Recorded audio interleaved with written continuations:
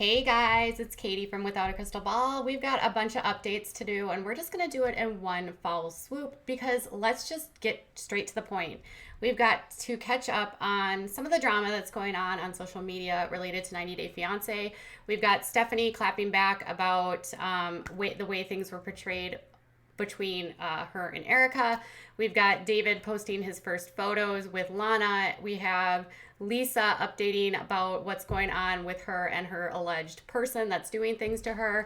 And we have some updates on Geoffrey promising to deliver the truth, whatever that means. Okay, so let's get straight to the point. This season introduced us to the first couple that was in a same-sex relationship, and we were met by Stephanie and Erica, who were both women that were yet to come out but ready to be together.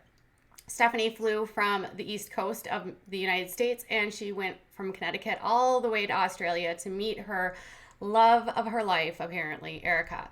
When Erica came out and Stephanie wouldn't come out, we saw a host of issues. Not only that, but we had jealousy, we had issues with insecurities, we had issues with friendships, Erica's friends and their hookups, and Stephanie not trusting her. And it was just a messy season of Stephanie feeling constantly insecure and Erica feeling like a deer in headlights. So here is what one of the accusations that has been out in the media is that Stephanie did this for clout to promote her dying YouTube channel. Okay, anyway, so she said, now that I've never told people to subscribe to my channel, but I've had for years. But when other cast members make YouTube accounts and they are praised, I never tried to profit off of the show by charging people for cameos or accepting any sponsorships for free crap. And in fact, the past 2 months, I've sent money to followers who were struggling during the pandemic. Not that there's anything wrong with people profiting from the show, but if people are saying that I'm doing that when it's false, then I will fire back with evidence. Sure, I got over 100,000 something followers on IG. Doesn't matter to me.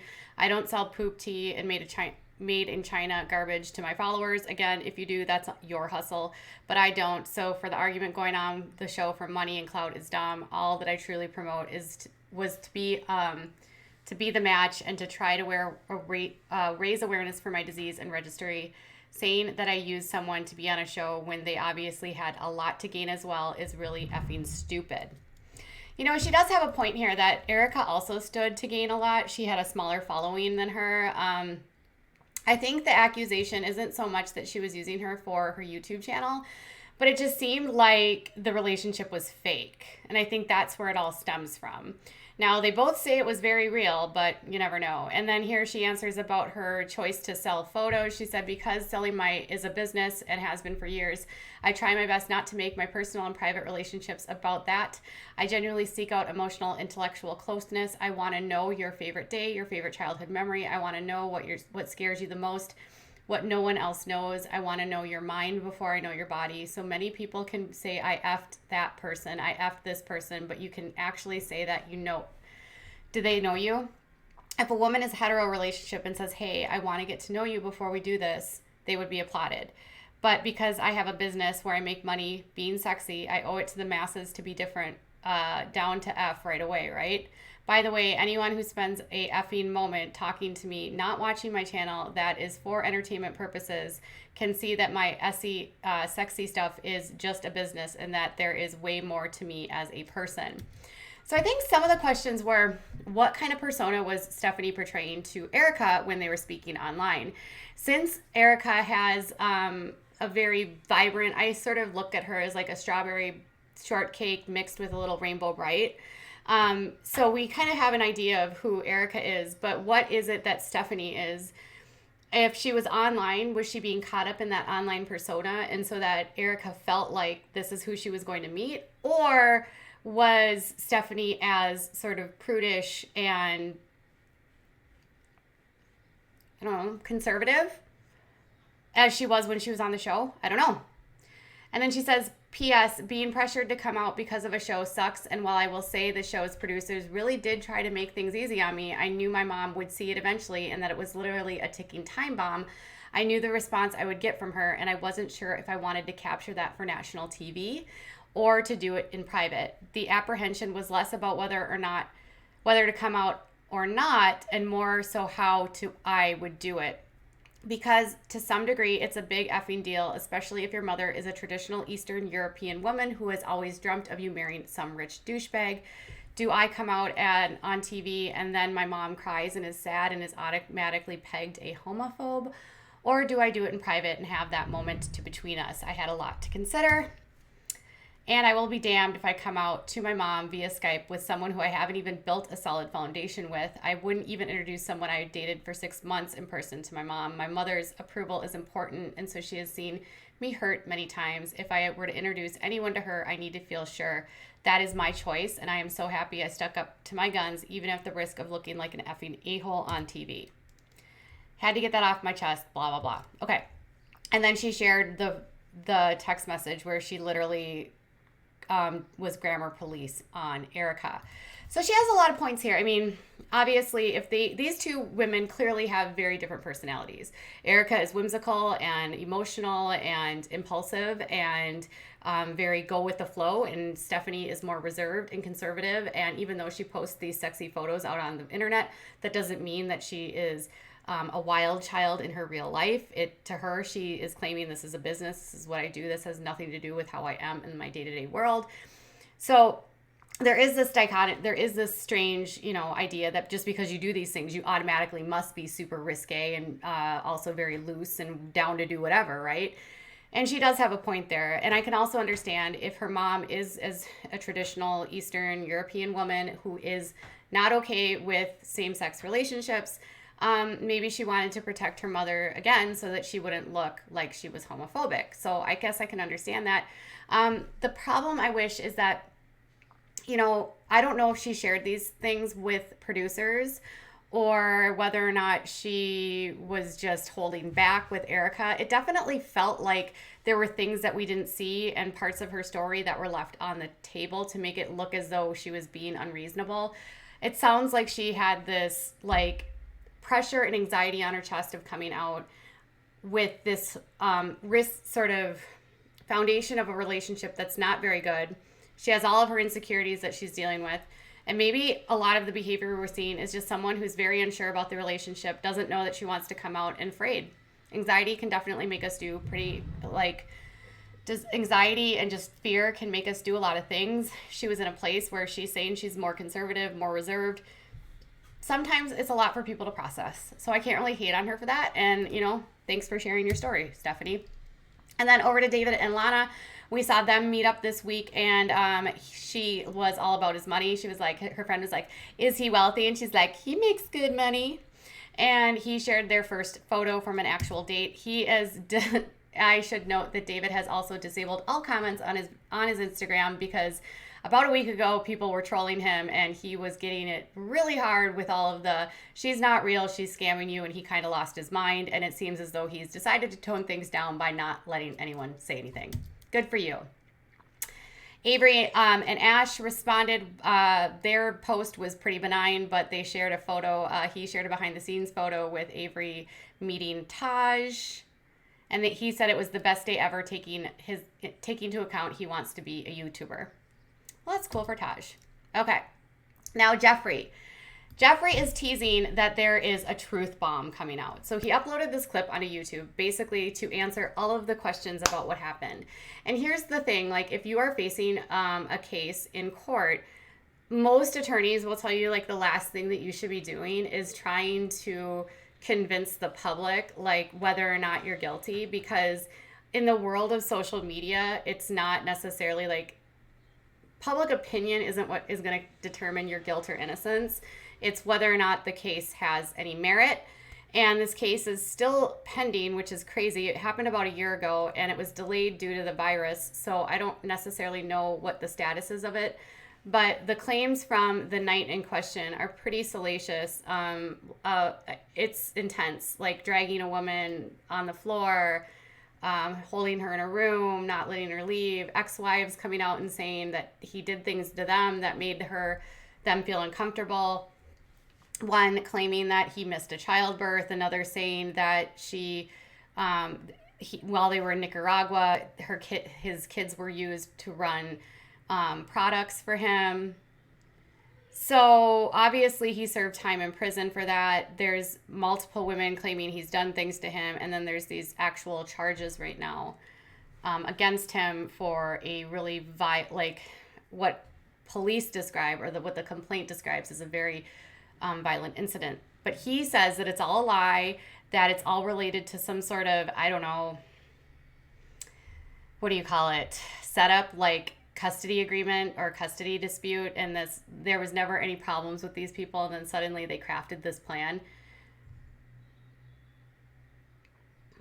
I would not talk anymore, Geoffrey. Like, I would not. And he's teasing that he's going to put this out on YouTube. So he hasn't gained very many followers. There's very few cast members on the show that have really gained a lot of followers. Ed has been one of them, and then Rose has been another one of them that's gained quite a lot. Stephanie and Erica have also done very well, but he's still like sitting in like, I don't know, 30,000, 40,000, 50,000 maybe. So, you know, when are we going to see the whole video? You know, and he's going to answer about the allegations from his wife, not being there for delivery, allegations of the R word that 2 women say he did to them, allegations of what happened with the lady, the using the kids as mules to run his DRUGSs. And, you know, he also answered a question about how Varya showed up, and he said, I was a fish out of water. And I hope I put on deodorant moment. And people are like, I can't wait to hear the truth. And your comments are giving your relationship advice based on knowing you so well. And oh, you're so amazing. I love you. Geoffrey is dying for attention, you guys. I don't know if he's innocent. Sure, he probably wants to say what he wants to say. And if the charges are like him being set up, yeah, that sucks. But at the same time, like, if he really has this case, like, anything that he says about this case in the public can be used against him. So, I mean, they could pull any of his statements off of social media that he makes about it. And I just can't see why he would want to risk that. We'll have to see. And then a final update on Lisa. So a bunch of you were wondering what's going on with Lisa. Well, a couple days ago, Lisa posted a photo of a cop car outside of her house and said, this is what I'm dealing with right now, or something like that. And last week, if you remember, there was a lot of commotion over on social media, on Instagram, and then a video on YouTube, basically alleging that Miss Lisa was a terrible person and that she needed to have the cops called on her, which subsequently led to a lot of people calling the police where she's at. And she had cops show up at her house around 3 o'clock in the morning. And apparently now Lisa has confirmed that she has reported multiple people to the police for what happened last week. I was trying to figure out what happened, and I was like talking to a lot of people because I was like, okay, what's going to happen here? The alleged catfish in this case is Amber, and she has been trying to convince everyone that in the midst of all of this, she is somehow the person that is being victimized. But we have learned, or at least I have learned over the past week, that she has been DMing and trying to get info and slide into the DMs of Michael from Love After Lockup, Ziad and Rebecca, Ash from Ash and Avery, Tom, one of the people from Sharp Productions, and one other person. I'm totally off. She admitted to me to catfishing Lisa with a fake account. Usman, Lisa. Like 5 or 6 cast members total that she has been trying to get in on, and someone from another franchise, Love After Lockup, to catfish, to get them to tell her things so that she can use it to sell stories or she can gain a following. And when people have been pointing out what she's doing and saying that this isn't okay, and people have spoken out, those that are speaking out against her have been in my DMs basically claiming, well, now as soon as I said something, now I'm being hacked. One person told me that their Venmo account was hacked into, and they actually had to make a claim with Venmo related to that, and they said that their phone was hacked into. Another person said that their IP was hacked in through a mim attack. I don't know what that is. And they had to change all of their passwords. I will say someone got into my Twitter account and into my Instagram. So, and I had over 500 emails last week because they signed me up for some stuff. They also tried to get into my Google account, my Facebook, my Pinterest, and my Twitter. So with that being said, Lisa told me today she has had enough, and she's obviously behaved like a buffoon because she's been under attack, or I don't even know what's going on with Lisa, but she says two things. One, she was not arrested for harassing a child. She was never arrested. So the reports that she was actually arrested are not true. She said that she violated a protection order with her ex-husband, who they had a mutual restraining order against each other related to their relationship, which was she claims contained a lot of DV. She said she violated 3 times by harassing him, and she paid a fine but was never arrested, and it didn't involve a child. So that's Lisa's side of the story. Okay. She also says that she's called the police and reported Amber to local authorities, and she's also reported Amber to the FBI related to the cyber stalking, the blackmail, and the threats. She claims that Amber has also been blackmailing